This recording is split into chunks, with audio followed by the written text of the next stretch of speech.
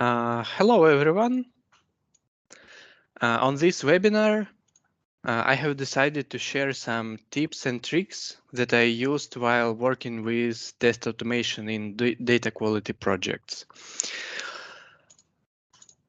While you are getting familiar with the disclaimer, I just want to say that it will not be a presentation of one entire framework that have all features implemented and will be suitable for every single project.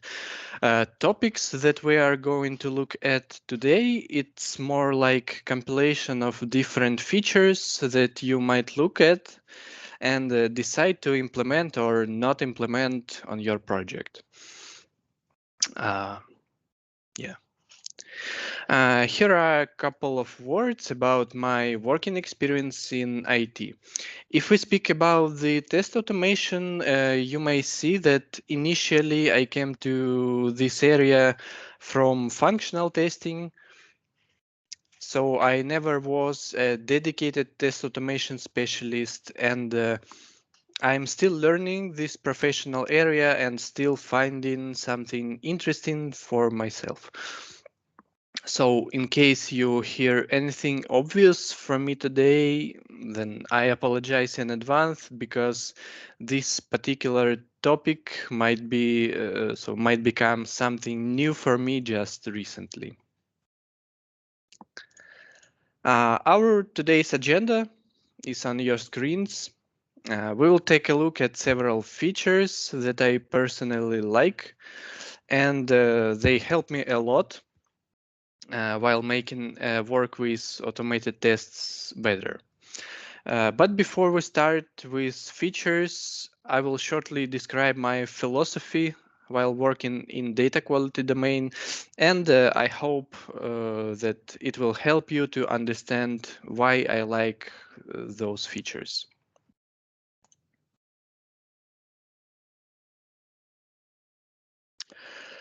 So all these points that you see on your screen, I came to them not immediately, but during the continuous work in data quality projects.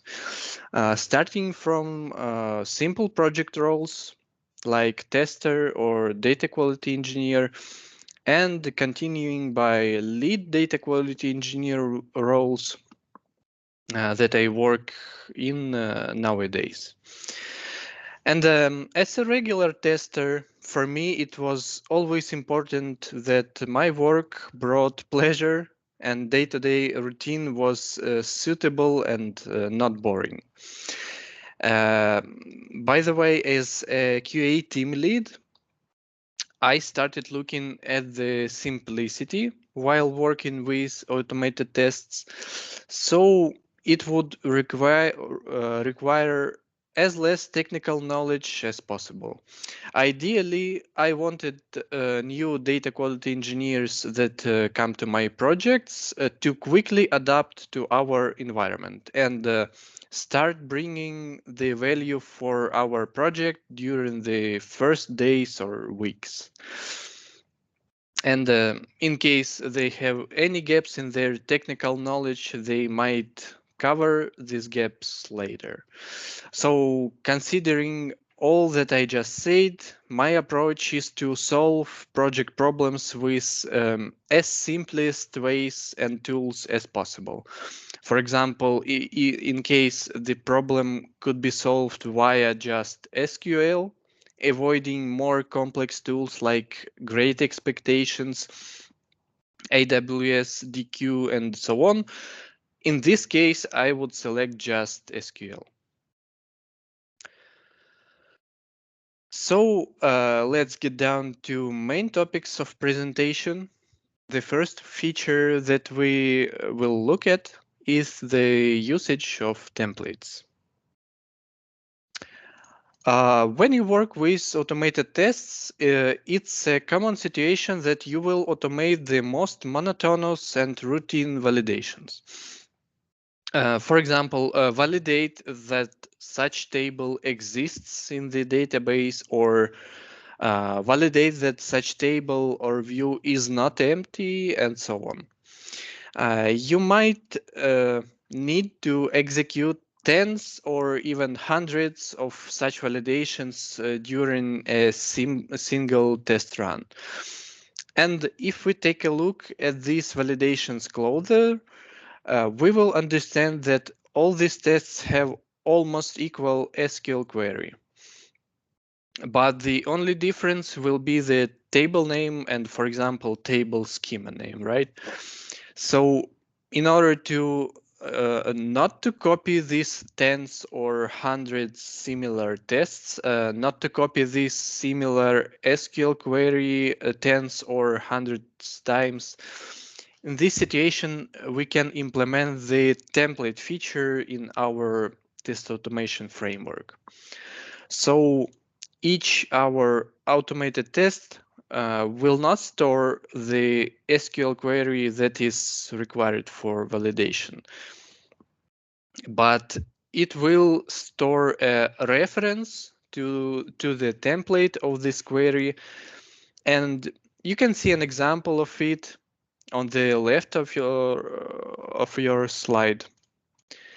And in these situations, we have a validation SQL query that is stored one time in one file, and we have another 100 of tests that store only a reference to this template file. In case we would want to update this test, for example, we don't want to validate tables that have system schema anymore. So I took this example just out of my head. So we would update only one single SQL template instead of updating 100 tests. And if we go with this idea further, we can use templates not only for tests, but for example, for notifications that are sent when our automated tests are executed. You can see an example of it on the right side of this slide. And this is an example of HTML template. And in case you need to change, for example, colors, fonts, or another stuff, you would not need to go to the Python code in order to update it. You will need just to update your HTML template, and it will be used in the next run of automated tests.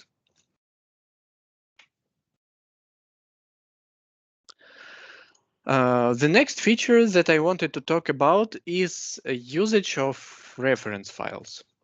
To demonstrate this reference files feature, I'm going to use an example from keyword-driven framework that we have on my current project. So what do I mean while saying reference files? Imagine the previous example when you had one file with template of SQL validation and 100 files with actual automated tests that use this template. So like we discussed, those files refer to the SQL template and contain the name of table that we run this validation for. Now we will go further and we will not keep 100 different test cases that use similar SQL script. But the only difference is the table name that we execute this validation for. Now we will take all table names and put them to separate file, for example, CSV file. And as a result, we have only one test case file that will refer to SQL template, but all table names it will take from our CSV reference file that we just created. So it might sound a little bit complex, so let's take a look closer and at this feature. So initially, for example, we had 4 test case files that validated that such table exists in the database. On the template stage, we took a SQL query itself from these test cases, leaving only the table names in these test case files. So here we made our life easier the first time. So now in case we need to change the test code, we will do it only once by editing this template file. But currently we still have 5 files that we need to manage in total. So 4 files with test cases, right? So they will contain table name and a reference to our template, and 1 template file. The next step, when we implement the reference file, so we get rid of those 4 test cases and all these tables list that we need to run this test for, we record it into the simple CSV file. And as a result, we have 3 files left in total. The first file is for SQL template. The second file is for tables list. And in my case, the third file is for the test case itself. And this situation, so all further test management will consist of managing this CSV file or managing this SQL file, so SQL template file.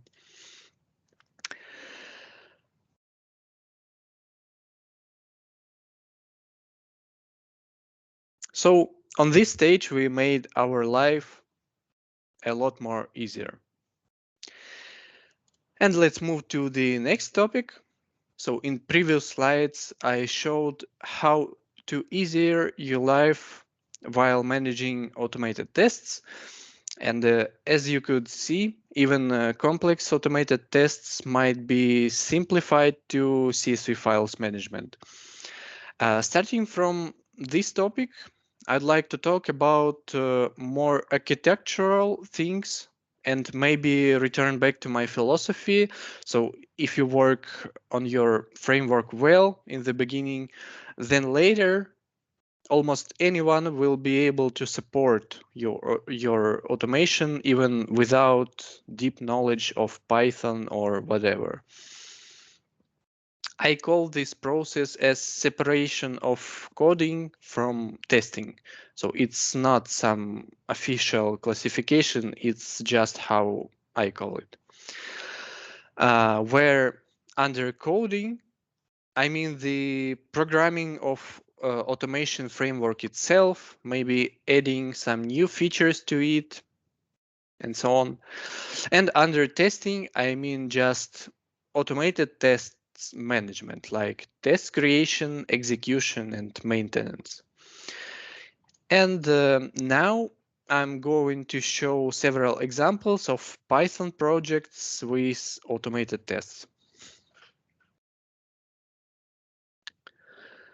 The first project, sorry, one second, yeah.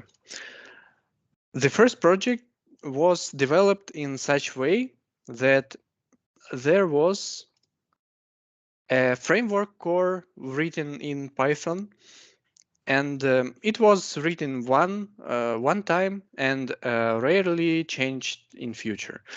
For example, if I needed to add any feature, any new feature to it, like attaching an Excel file with failed tests to the test notification, right? And the second part of this project were the automated tests itself. They were implemented as JSON files that stored SQL query that is required for validation, and also some test case information like test case name, priority, and so on. When a new data quality engineer came to our project, to my team, he started to learn all this test automation stuff, starting from this JSON files management.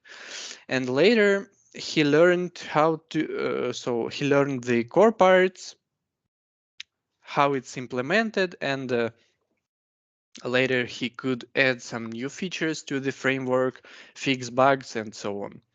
But initially, starting from the very first days, he contributed to our project by creating a new automated tests and using such simple stuff like SQL and JSON.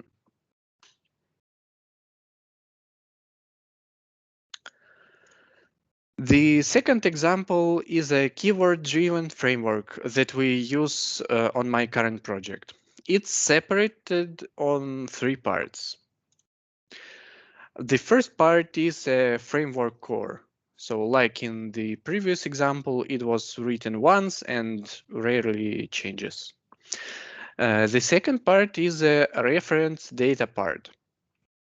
So like we talked previously, it's those CSV files that contain table names or other object names, since the tests validate not only the database. And this part is being changed probably the most frequently. And the last third part is a keywords layer. This part is changed, let's say, on a medium level, because we designed our keywords to be as much reusable as possible. Um, yeah. Therefore, which entrance level for newcomers do we have here? So, well, it's quite low. In order to start working with our automated tests, a newcomer requires only the knowledge how to work with CSV files. Well, in our job, I mean, in data quality job, literally everyone can manage this stuff. So newcomer can join our team, start learning this automation while working with CSV files, and continuously deepen his knowledge in order to be able to solve more complex programming tasks.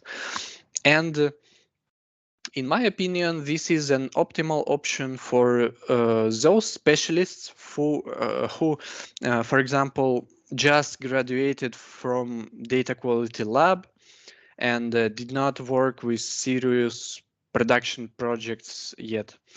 Or also, this is a good opportunity for those data quality people who has been working in this area for a while but haven't worked with the test automation yet.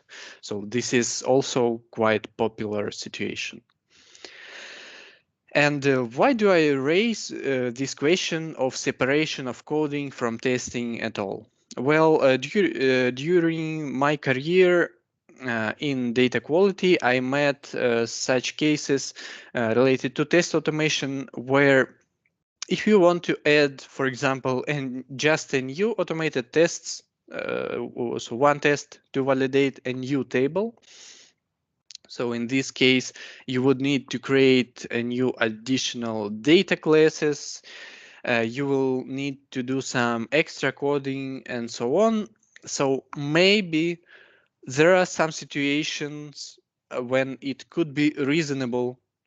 I don't know, but honestly speaking, I cannot imagine such situations while having at least my current experience. And I think that it's still doable, it's still working, but it's not that effective. It's not so effective approach. And ideal option, at least for me, is when you can add new automated tests in a few minutes without any extra coding, extra actions, and so on.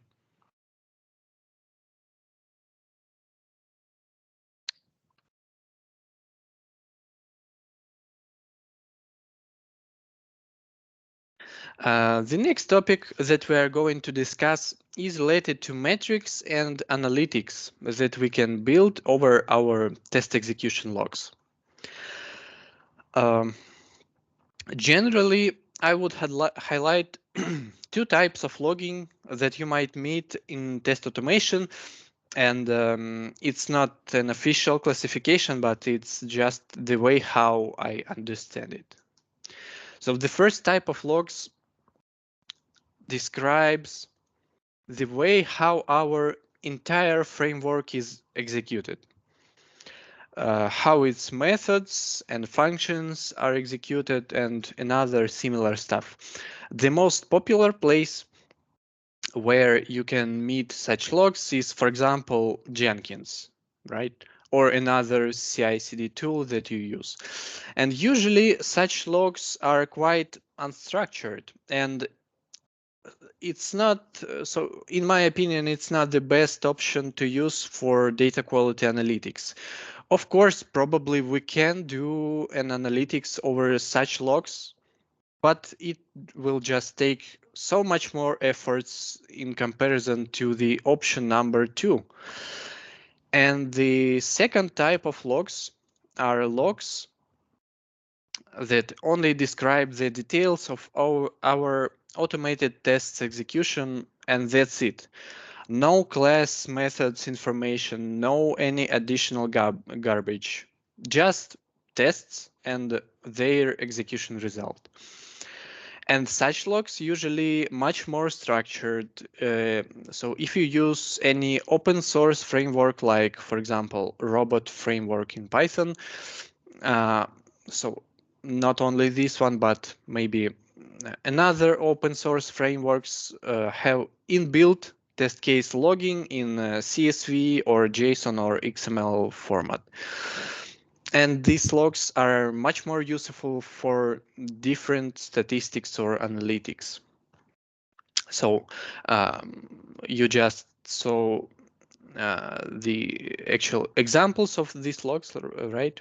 And particularly the test execution log right now on your screen, where you can find a JSON file that contains only the information about the test case execution. And as an example of metrics that could be implemented for data quality tests is a percentage of defect rows found in the table.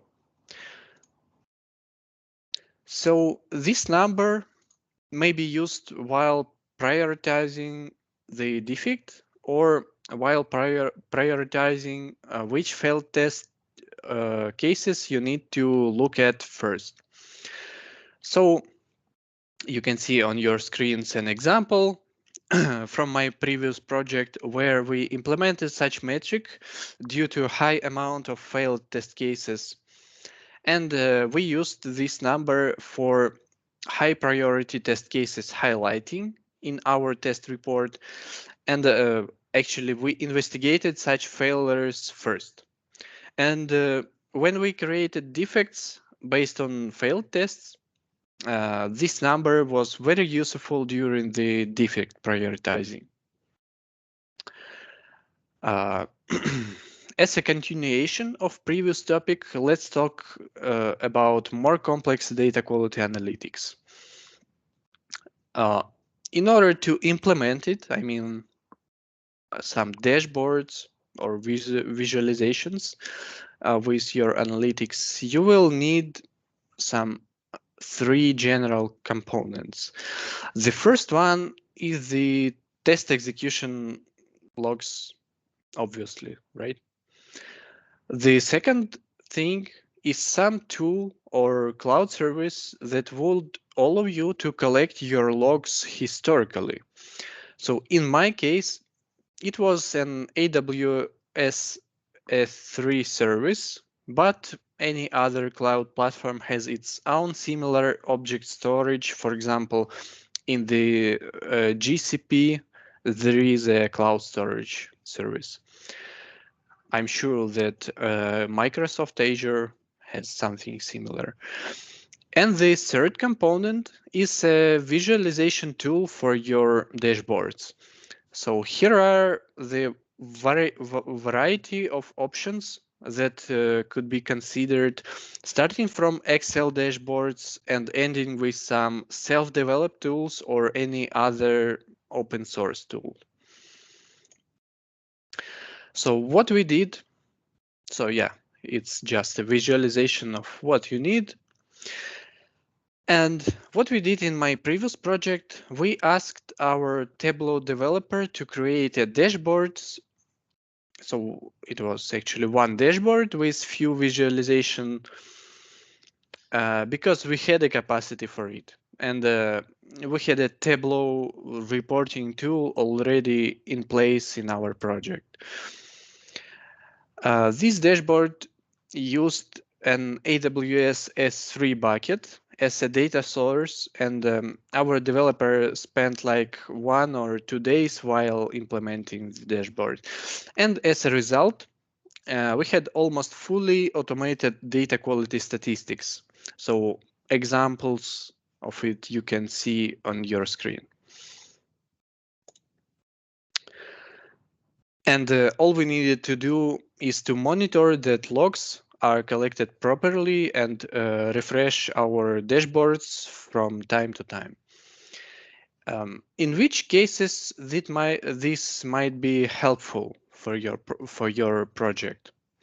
So the first case is when you have a direct demand from your customer or higher management that you need to provide this or that test automation statistics. So in this case, you discuss all aspects of it, like which metrics to report, what you need to provide such reports in terms of tools, technologies, and so on. And finally, you can implement it. An ideal option is that this reporting will be as much automated as possible and will require the very few manual interactions. The second case is when you want to monitor some metrics for yourself, I mean, as a data quality team, in order to have a better control over your test automation. So in our case, it was a mix of these two options actually. Some metrics were requested by our customer. They wanted to see some test automation statistics from time to time. And some metrics like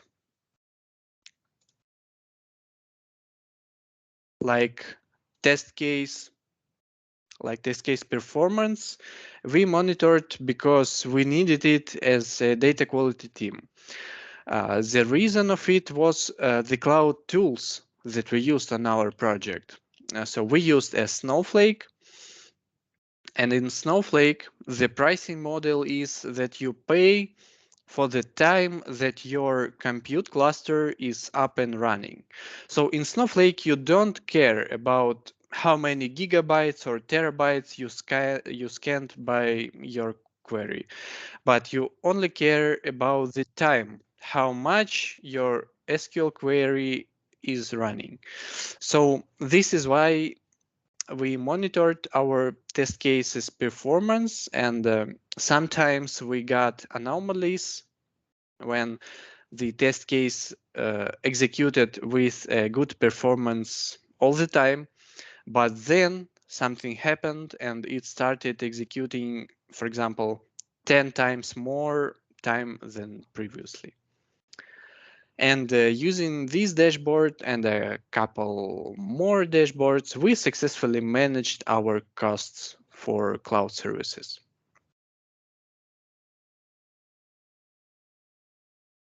So that's it that I wanted to share with you today.